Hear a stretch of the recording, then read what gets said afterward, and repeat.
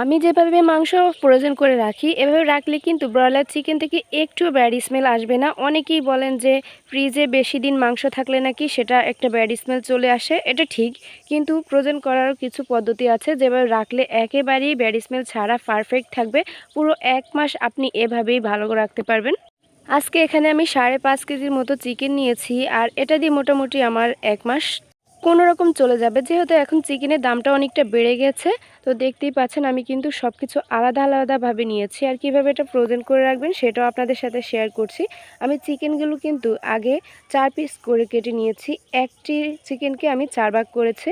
আর অনেক সময় আমি যেহেতু ভিডিও করি আমার কিন্তু চিকেন ব্রেস্ট লাগে, আবার অনেক সময় দেখা গেছে লেগ পিসও লাগে, সেজন্য আমি সেটা আলাদা আলাদাভাবে কাট করে নিয়েছি।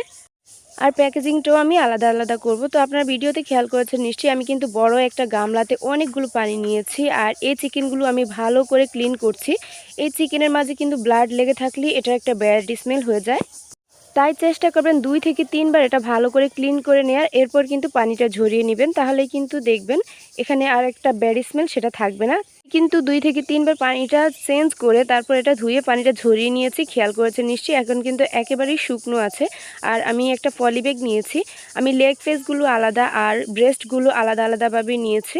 আর যেহেতু আমি ভিডিও করি সেটা আমার আলাদা আলাদা কাজে লাগে, সেজন্য আমি আলাদা প্যাকেট করে নিচ্ছি। আপনারা চাইলে এখানে মিক্স করেও রাখতে পারেন। আর এই যে ঘাড়গুলো আছে, হাত পা আছে, সেগুলো কিন্তু আমি আলাদা প্যাকেজিং করি, সেগুলো একবার আলাদা রান্না করে নিই। তো দেখতেই পাচ্ছেন এভাবে প্যাকেজিং করে নিয়েছি। আর প্যাকেজিং করার সময় কিন্তু অবশ্যই 1 পিস লেবু সাথে অ্যাড করে দিবেন, তাহলে কিন্তু আর কোনো রকম ব্যাড স্মেল থাকবে না।